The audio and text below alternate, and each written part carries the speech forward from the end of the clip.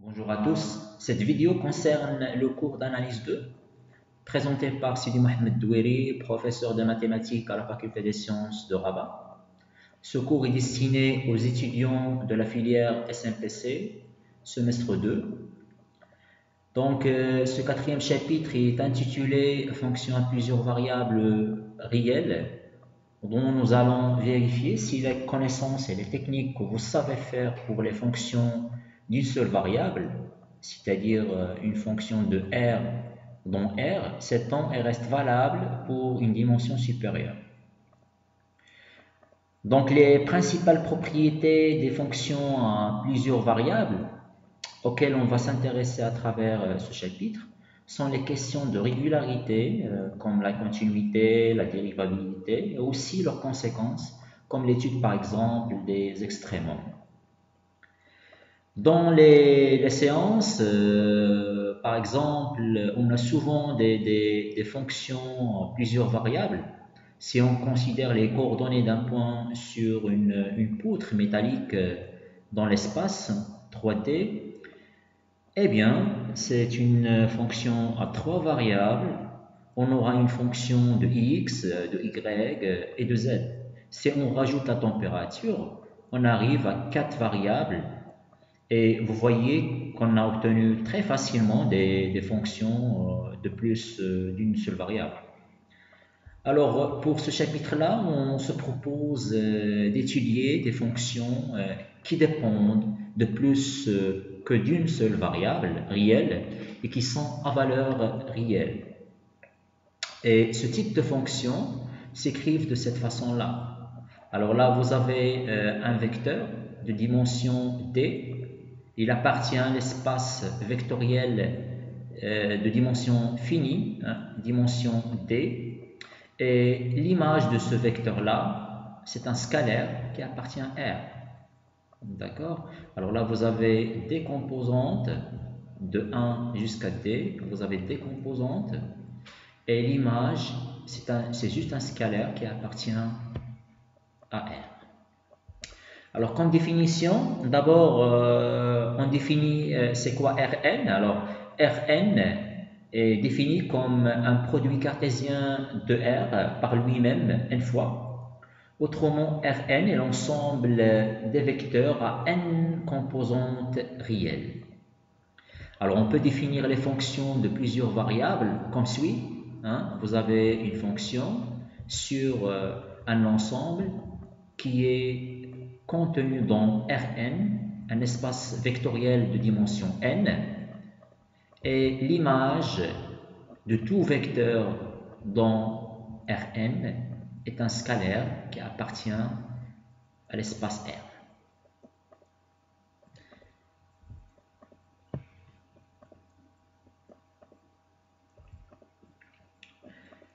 Alors, pour bien voir les choses, là, je cite quelques exemples. Alors, le premier exemple, c'est la loi du gaz parfait, où il y a trois variables, où il y a trois composantes, le P, la pression, le volume V et T, la température. Et cette loi de gaz parfait est égale à donc, la fonction plusieurs variables PVT égale à PV moins nRT, tel que le n c'est la quantité de la matière et R une constante. Alors, pour le deuxième exemple, on a une fonction avec deux variables. La fonction x fois y sur x carré plus y carré. C'est une fonction de R2 moins 0, 0. D'accord? Parce que je ne dois pas avoir un 0 sur le dénominateur. Donc, on doit éliminer le couple 0, 0. Alors, on part de R2 moins 0, 0 et l'image, il est dans R. C'est un scalaire. Alors, si on prend un exemple, si je prends le vecteur 1, 2, il est bien dans R2 moins 0, 0. Et son image, c'est un scalaire qui est 2 sur 5. Vous avez 1 fois 2 sur 1 au carré plus 2 au carré égale à 2 sur 5. Troisième exemple, c'est la norme euclidienne d'un vecteur. Alors, si on considère un vecteur x qui appartient à Rn, vous avez x qui a n composantes, x1 jusqu'à xn. Alors, la fonction qui exprime la norme 2, ou bien la norme euclidienne, c'est la racine carrée de x1 au carré plus x2 au carré jusqu'à xn au carré. On peut écrire ça sous la forme de la racine carrée, la sommation i allant de 1 jusqu'à n, xi au carré. Alors, on peut écrire cette fonction-là, la fonction norme 2, de cette façon. L'ensemble de départ Rn, l'ensemble d'arrivée c'est R, et l'image de chaque vecteur, c'est un scalaire. C'est la norme 2. Alors, comme exemple, alors, je considère un vecteur qui appartient à R3 parce que j'ai 3 composantes. Alors, j'essaie de calculer son image. Alors, la norme 2 de 1, 2, 3, ça fait la racine carrée de 1 au carré plus 2 au carré plus la troisième composante au carré, 3 au carré, ça fait racine carrée de 14.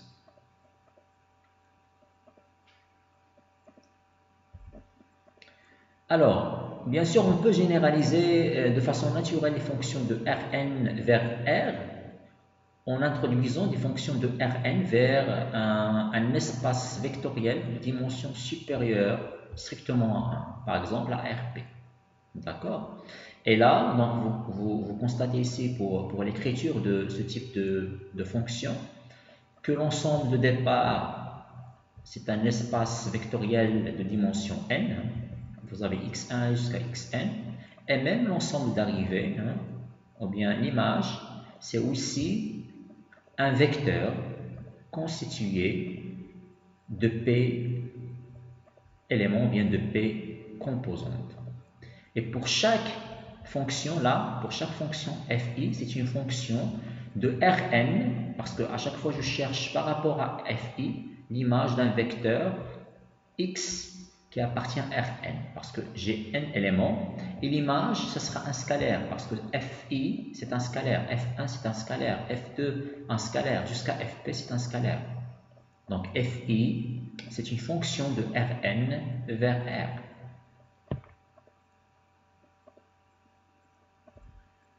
Passons maintenant à la notion de la limite. Alors, soit xn, une suite d'éléments de Rp, et A, un vecteur aussi appartient à l'espace vectoriel Rp, on dit que la limite n tend vers plus l'infini de xn égale à A, si seulement si, quel que soit epsilon supérieur à 0, il existe un n qui appartient à l'ensemble de n, tel que petit n supérieur ou égal à grand n implique que la norme de xn-a inférieure ou égale à epsilon. Alors là, on peut définir la convergence d'une suite exactement de la même façon dans Rn que dans R, en remplaçant simplement la valeur absolue par une norme. D'accord?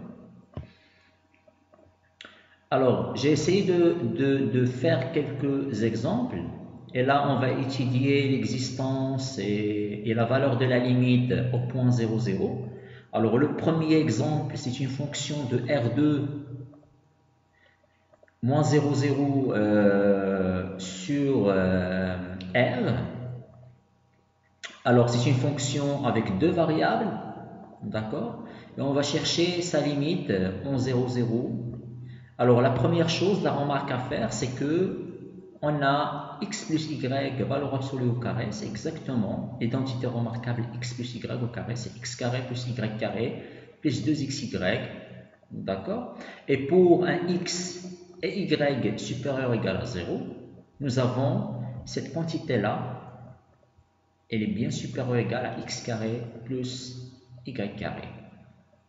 Alors, après, j'applique la racine carrée, ici et là, et j'aurai la valeur absolue de x plus y est supérieure ou égale à la racine carrée de x au carré plus y carré. Alors maintenant, pour revenir à ma fonction de base, je dois diviser sur x carré plus y carré. Et j'aurai, alors si je divise, Alors ça fait x plus y en valeur absolue sur x carré plus y carré supérieur ou égal à la racine carrée sur x carré plus y carré. Avec un simple calcul, on trouve que cette quantité-là égale 1 sur la racine carrée de x carré plus y carré. Et puisque la limite de 1 sur x carré plus y carré lorsque x, y tend vers 0, 0 égale l'infini, alors la limite de la fonction qui est plus grande est aussi plus l'infini. C'est-à-dire la limite x, y tend vers 0, 0 de ma fonction f, x, y égale aussi plus l'infini.